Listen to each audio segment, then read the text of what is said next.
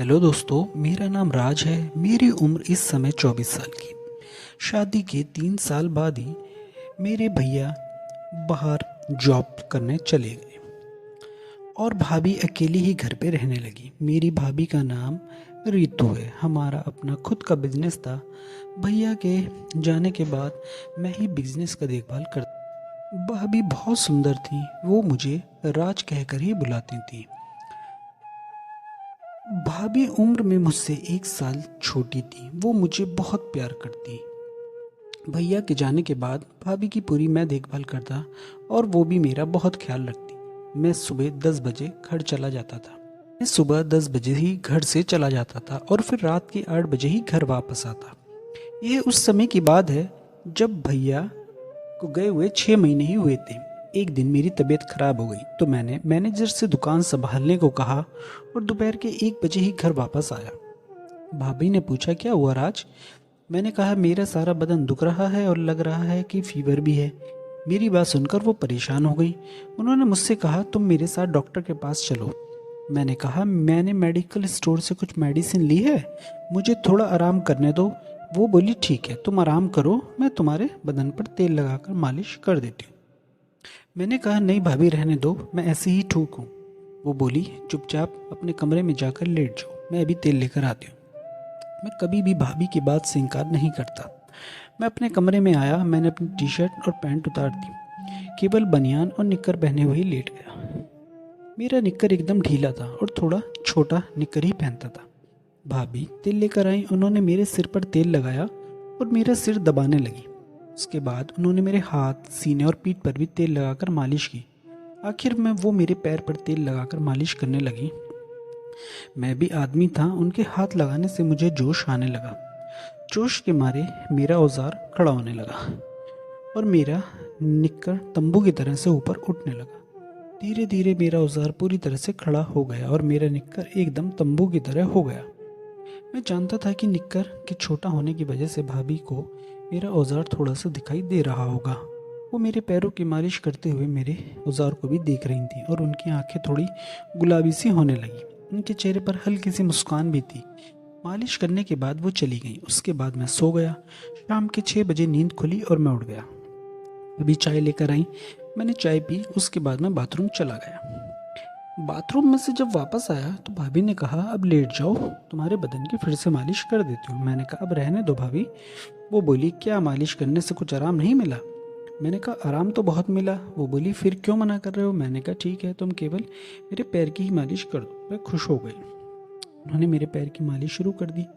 मेरा औजार फिर से खड़ा हो गया। इस बार मेरा निक्कर थोड़ा नीचे की तरफ खिसक गया, जिससे भाभी को मेरा औजार इस बार कुछ ज्यादा ही दिखाई दे रहा था। भाभी मेरे औजार को देखते हुए मेरे पैरों की मालिश करती रही। मुझे साफ पता चल रहा था कि वो मेरे औजार को देखकर भी जोश में आने लगी। थोड़ी देर बाद वो बोली, जब मैं तेरे पहले पैरों की मालिश करती हूँ तो तुझे क्या हो जाता है? मैंने कहा, कुछ भी तो नहीं हुआ। उन्होंने मेरे औजार पर हल्की सी चपत लगाते हुए कहा, यह क्या है? मैंने कहा, जब तुम मालिश करती हो तो मुझे गुदगुदी सी होने लगती है, इसलिए तो मैं मना कर रहा था। उन्होंने जोश में भरकर मेरे औजार पर फिर से चपत लगाते हुए कहा, इसको काबू में रखा करो।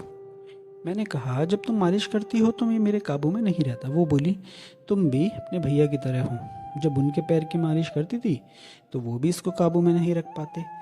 मैंने मजाक करते हुए कहा, फिर वो क्या करते? वो बोली, बदमाश कहीं का। मैंने कहा, बताओ ना भाभी, फिर वो क्या करते थे? भाभी शर्माते हुए बोली, वो जो सभी मर्द अपनी बीवी के साथ करते हैं। मैंने कहा, तब तो तुम्हें भैया के पैरों की मालिश नहीं करनी चाहिए थी। उन्होंने पूछा, क्यों? मैंने कहा, आखिर बाद में परेशानी भी तो तुम्हें उठानी पड़ती थी। वो बोली, परेशानी किस बात की? मेरा भी तो मन करता था। मैंने कहा, मेरा भी मन काबू में नहीं है, तुम ही बताओ मैं क्या करूं।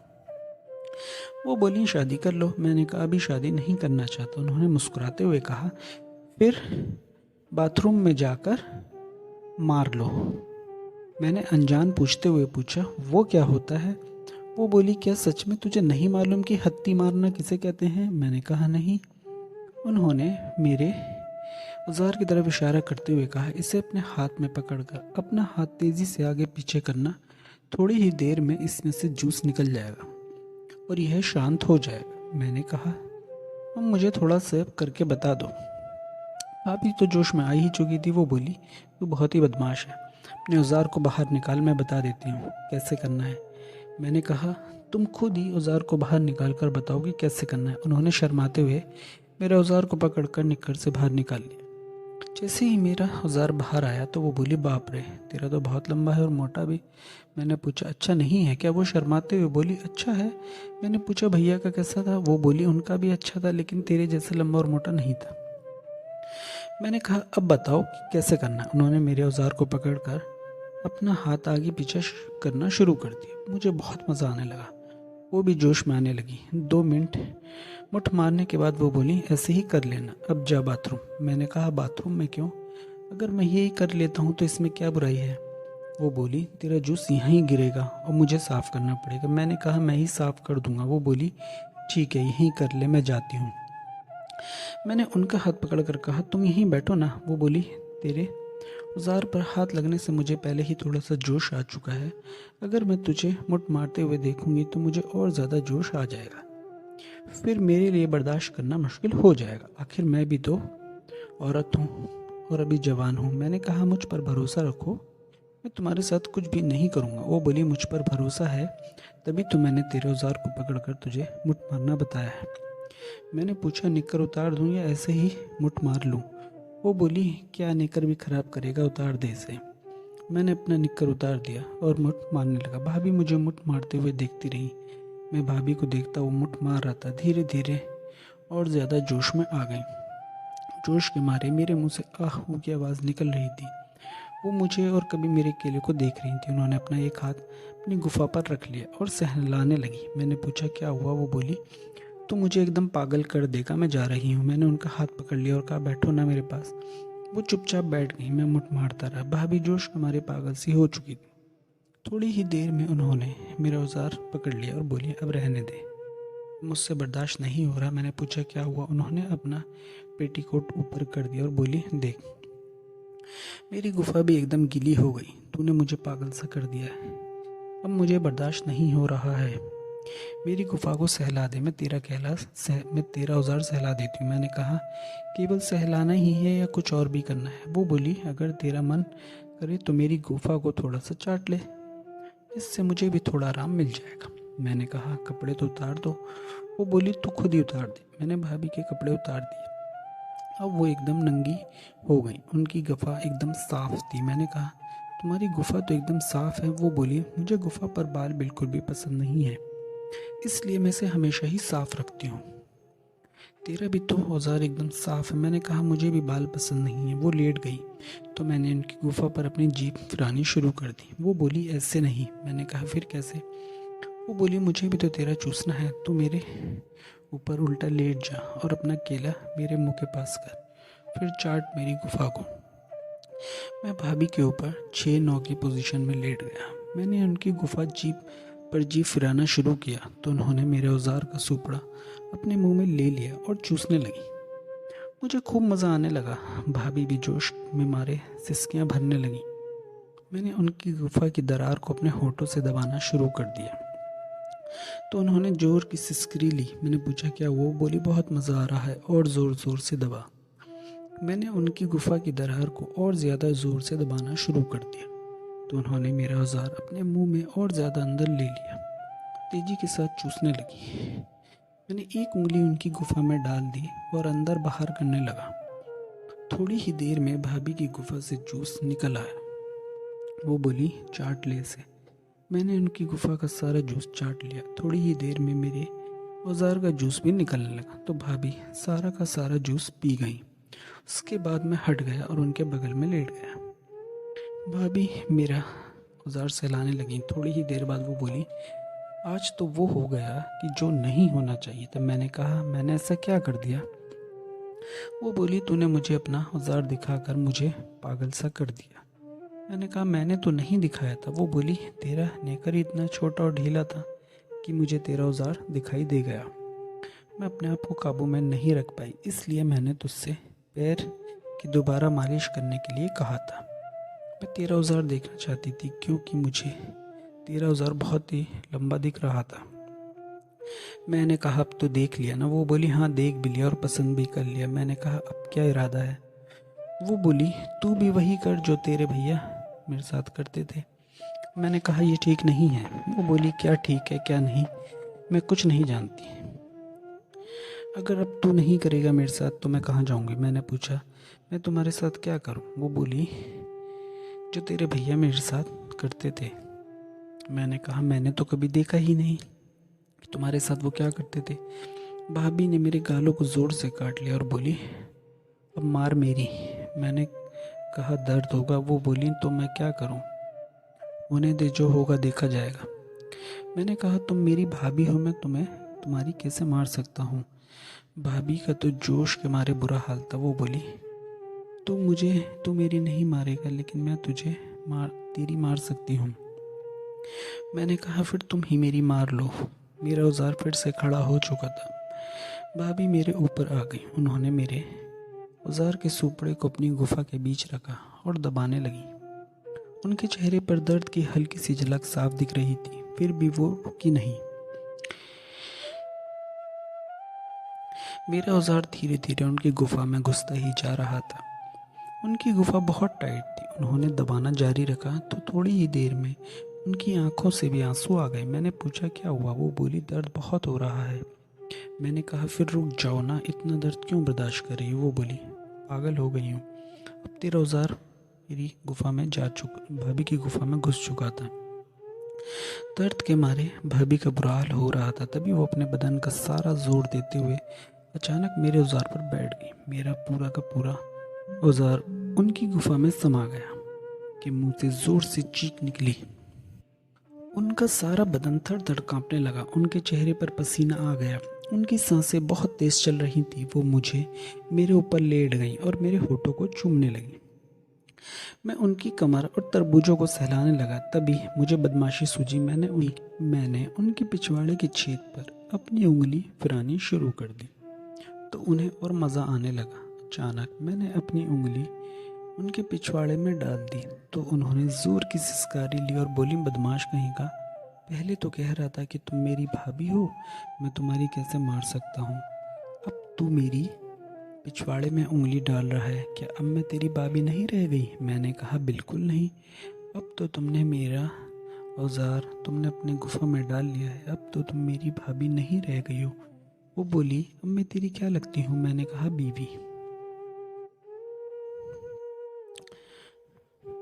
अब तो मैंने तेरा पूरा का पूरा केला अपना गुफा के अंदर ले लिया है। मेरी उंगली अभी भी भाभी के पिछवाड़े में थी। मैंने फिर शरारत की और कहा, मैं तुम्हारी एक ही शर्त पर मार सकता हूँ। वो बोली, कैसी शर्त। मैंने कहा, मैं तुम्हारी पिछवाड़ा भी मारूंगा। वो बोली, अपनी बीवी से भी पूछना पड़ता है क्या। मैंने कहा, मुझे नहीं मालूम। वो बोली, तेरे भैया ने मुझसे कभी नहीं पूछा, जब भी उनका मन किया उन्होंने मेरी खूब मारी और जब उनका मन हुआ तो उन्होंने मेरे पिछवाड़े में भी डाल डाल के ली।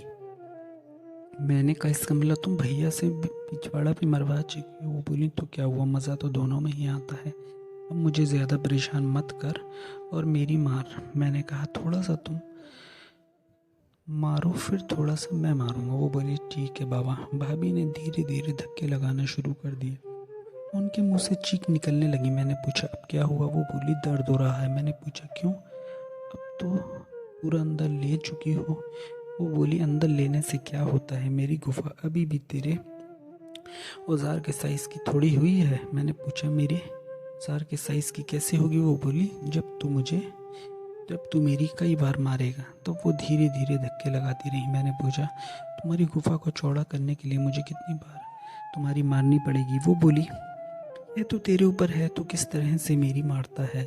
मैंने पूछा, क्या एक बार में भी हो सकता है। वो बोली, बिल्कुल हो सकता है, अगर तो मुझे पहली बार में ही कम से कम 1 घंटे तक मेरी मार सके, लेकिन मैं जानती हूँ कि तू ऐसा नहीं कर पाएगा। मैंने पूछा, क्यों। वो बोली, तूने कभी किसी को की पहले ली है। मैंने कहा, नहीं। वो बोली, तो फिर 10 मिनट से ज़्यादा रुकेगा ही नहीं।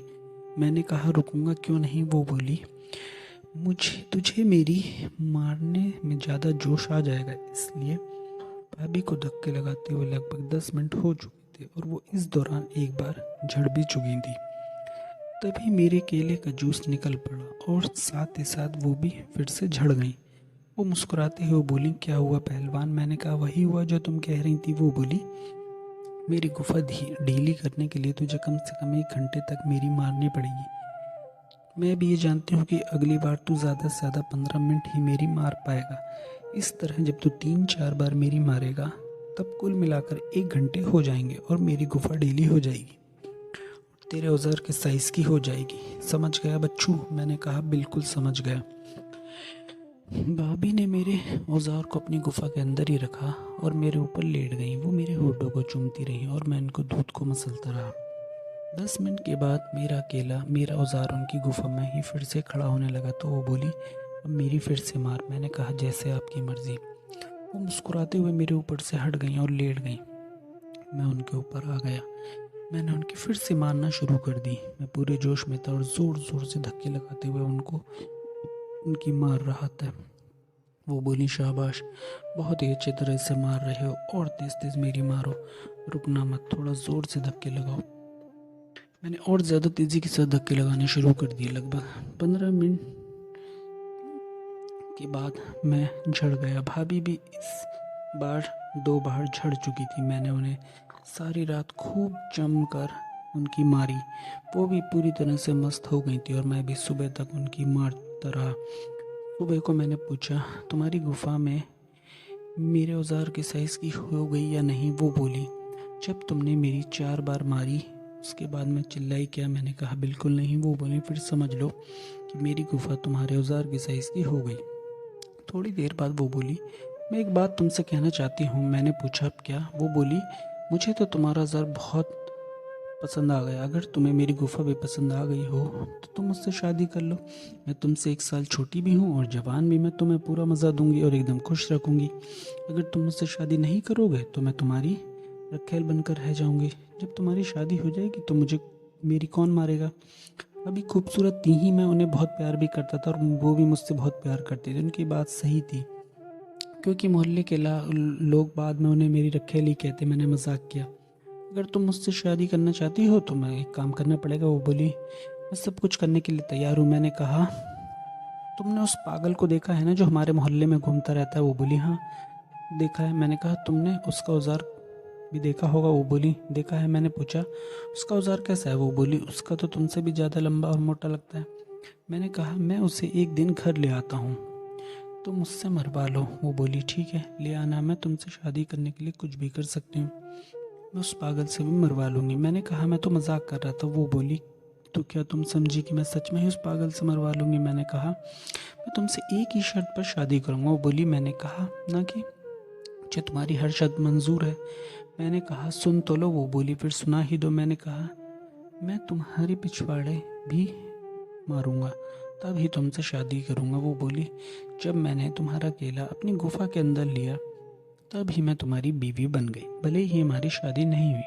अपनी बीवी से यह बात पूछी नहीं जाती। अभी मार लो मेरा पिछवाड़ा। मैंने कहा, फिर सुहाग रात के दिन मैं क्या मारूंगा? वो बोली, फिर रहने दो, सुहाग रात के दिन तुम मेरी पिछवाड़ा ही मार लेना। मैंने कहा, एक दिक्कत और है। वो बोली, अब क्या है? मैंने कहा, तुमसे शादी करने के बाद मैं सारी जिंदगी किसी कुंवारी गुफा को नहीं मार पाऊंगा। वो बोली, मैं तुम्हारे लिए कुफारी गुफा का इंतज़ाम भी कर दूंगी। मैंने पूछा, वो कैसे? वो बोली, यह मुझ पर छोड़ दो। हाँ, एक दिक्कत और है। वो बोली, अब क्या है? मैंने कहा, तुमसे शादी करने के बाद मैं सारी ज़िंदगी किसी भी कुमारी गुफा की नहीं मार पाऊंगा। वो बोली, मैं तुम्हारे लिए कुंवारी गुफा का इंतज़ाम भी कर दूंगी। मैंने पूछा, वो कैसे? वो बोली, ये मुझ पर छोड़ दो। मैंने कहा, फिर मैं पंडित से पूछ लेता हूँ कि हमें शादी कब करनी चाहिए। वो बोली, पूछ लेना। मैंने पंडित से बात की तो उसने 3 दिन की बात का मुहूर्त बताया। 3 दिन तक मैंने रितु को खूब जमकर मारी। अब उसे और ज़्यादा मज़ा आने लगा था। रितु मरवाते समय मेरा पूरा साथ देती थी, इसलिए मुझे भी खूब मज़ा आता। तीसरे दिन हम दोनों मंदिर में शादी कर ली। रात में मैंने रितु की पिछवाड़ी भी मारी। वो बहुत चीखी और चिल्लाई, लेकिन उसने एक बार भी मुझे रोका नहीं। उसका पिछवाड़ा कई जगह से कट फट गया था और उसकी पिछवाड़ा सूज भी गया था। मैंने पूछा, मैं जब तुम्हारा पिछवाड़ा मार रहा था और तुम्हें इतनी ज़्यादा तकलीफ हो रही थी तो तुमने मुझे रोका क्यों नहीं? वो बोली, मैं अपने पति को कैसे मना करती? फिर बाद में मुझे भी तो पिछवाड़ा मरवाने में मज़ा आया। मैंने कहा, वो तो आना ही था। अब मेरे लिए कुंवारी गुफा का इंतज़ाम कब करोगी? वो बोली, बस जल्दी ही हो जाएगा। शादी के 4 दिन बाद जब मैं दुकान से घर आया तो घर पर एक लड़की बर्तन साफ कर रही थी। उसके कपड़े थोड़े गंदे थे लेकिन वो थी बहुत खूबसूरत। उसकी उम्र लगभग 18 साल की रही होगी। मैं सीधा अपने कमरे में चला गया। भाभी भी मेरे पीछे पीछे आ गई। मैंने भाभी से पूछा, ये कौन है? वो मुस्कुराते हुए बोली, मैंने इसको घर के काम के लिए रखा है। इसका नाम लाली है। इसका नाम परबा है। पसंद है ना तुम्हें? मैं इसे तुम्हारे काम के लिए भी जल्दी ही तैयार कर लूँगी। मैंने कहा, तुम्हारी पसंद का तो जवाब नहीं। कहाँ रहती है? भाभी ने कहा, ये गांव में रहती थी लेकिन अब यहीं रहेगी। मेरे भैया जब शादी में आए थे तो मैंने उनसे कहा था कि मुझे घर का काम करने के लिए एक लड़की चाहिए। उन्होंने इसे ही यहाँ पर भेजा है। ये हमारे साथ ही रहेगी। मैंने कहा, जल्दी तैयार करो इसे। मैं इसे जल्दी से जल्दी इसकी मारना चाहता हूँ। वो बोली, थोड़ा सब्र करो। परबा बर्तन साफ करके कमरे में आ गई। उसने भाभी से पूछा, मालकिन, मैंने घर का सारा काम कर दिया और कुछ करना हो तो बता दो। भाभी ने कहा, तू तो मेरे गांव की है, मुझे मालकिन मत कहा कर। वो बोली, फिर मैं आपको क्या कहकर बुलाऊं? रितु ने कहा, तू मुझे दीदी कहा कर और इन्हें जीजा। वो खुश हो गई और बोली, ठीक है दीदू। रितु ने कहा, मेरी तबीयत कुछ खराब रहती है इसलिए तू मेरे साथ ही सो जाना। वो बोली, फिर जीजू कहाँ सोएंगे? भाभी ने कहा, वो भी मेरे पास ही सोएंगे। वो बोली, फिर मैं आपके पास कैसे सो पाऊंगी? भाभी ने कहा, मेरे एक तरफ तुम सो जाना, दूसरी तरफ ये सो जाएगी। वो बोली, ये तो ठीक नहीं होगा। भाभी ने कहा, शहर में सब चलता है, यहाँ ज़्यादा शर्म नहीं की जाती। वो बोली, ठीक है, मैं आपके पास ही सो जाऊंगी। अब हम सब ने खाना खाया। उसके बाद मैं अपने कमरे में सोने के लिए आ गया। मैंने केवल लुंगी ही पहन रखी थी। थोड़ी देर बाद भाभी और परभाभी आ गए। भाभी ने ब्रा और पैंटी को छोड़कर अपने बाकी के कपड़े उतार दिए। उसके बाद उसने मैक्सी पहन ली। भाभी ने परबा से कहा, अब तू भी अपने कपड़े उतार दे, मैं तुझे भी एक मैक्सी देती हूँ, उसे पहन लेना। वो बोली, नहीं, मैं ऐसे ही ठीक हूँ। भाभी ने कहा, मैं जो कहती हूँ उसे मान लिया कर। सोते समय सारा बदन खुला छोड़ देना चाहिए। वो बोली, जीजू यहाँ है।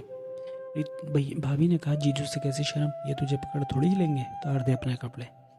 परबा ने शर्माते हुए अपनी शलवार और कमीज उतार दी। उसका बदन देखकर मैं दंग रह गया। उसकी दूध की गांठियां अभी बहुत छोटी छोटी थी। भाभी ने उसे भी एक मैक्सी दे दी तो उसने वो मैक्सी पहन ली। भाभी मेरे बगल में लेट गई। परबा भाभी के बगल में लेट गई। हम सब कुछ देर तक बातें करते रहे। उसके बाद सोने चले गए। वो बोली, मैं चाहती हूँ कि ये हम दोनों का खेल देख ले, तभी तो मैं इसे तैयार करूँगी। तुम मुझे खूब जोर जोर से मेरी मारना जिससे ये जाग जाए। मैंने कहा, ठीक है। मैंने भाभी को जोर जोर से मारनी शुरू कर दी। सारा बेड जोर जोर से हिलने लगा। थोड़ी ही देर में परबा की नींद खुल गई और वो उठकर बैठ गई। जैसे ही वो उठी तो मैंने अपना औजार भाभी की गुफा से बाहर निकाल लिया। परबा ने जब हम दोनों को देखा तो शर्मा गई। वो बोली, दीदी, मैं बाहर जा रही हूँ। भाभी ने कहा, क्यों, क्या हुआ? वो बोली, मुझे शर्म आती है। भाभी ने कहा, पगली, इसमें शर्माने की कौन सी बात है? तू अपना मुंह दूसरी तरफ कर ले और सो जा। परबा उठकर जाना चाहती थी लेकिन भाभी ने उसका हाथ पकड़ लिया। परबा कुछ नहीं बोली। वो भाभी के बगल में ही लेट गई लेकिन उसने अपना मुंह दूसरी तरफ नहीं किया। भाभी ने मुझसे कहा, अब तुम अपना काम जल्दी से पूरा करो, मुझे नींद आ रही है। मैंने भाभी को खोदना शुरू कर दिया। परबा तिरछी निगाहों से हम दोनों को देख रही थी। 15 मिनट की काम के बाद जब मैं झड़ गया तो मैंने अपना औजार भाभी की गुफा से बाहर निकाला। भाभी उठकर बैठ गई और उन्होंने मेरा औजार चाट चाट कर साफ कर दिया। प्रभा ने शर्म के मारे अपनी आंखें बंद कर ली। सुबह हम सब उठ गए। भाभी फ्रेश होने चली गई। भाभी ने मुझसे कहा, अब तुम इसे बार बार अपना औजार दिखाने की कोशिश करना, लेकिन इसे हाथ मत लगाने देना। इसे ऐसा लगना चाहिए कि जिस तुम अपना औजार इसे दिखाने की कोशिश नहीं कर रहे थे। मैंने कहा, ठीक है। भाभी फ्रेश होकर आ गई। भाभी ने कहा, अब तू घर में झाड़ू लगा ले। वो झाड़ू लगाने चली गई। भाभी ने मुझसे कहा, अब तुम जाकर फ्रेश हो जाओ। आज से अपना टॉवल साथ मत ले जाना और एकदम नंगे ही नहाना। मैं परवा से तुम्हारा टॉवल भिजवा दूंगी। मैंने कहा, ठीक है। दोस्तों कहानी अभी जारी रहेगी, तो आपको कहानी कैसी लगी कमेंट करके ज़रूर बताएं। चैनल को प्लीज़ सब्सक्राइब कर दें, वीडियो को प्लीज़ लाइक कर दें। धन्यवाद।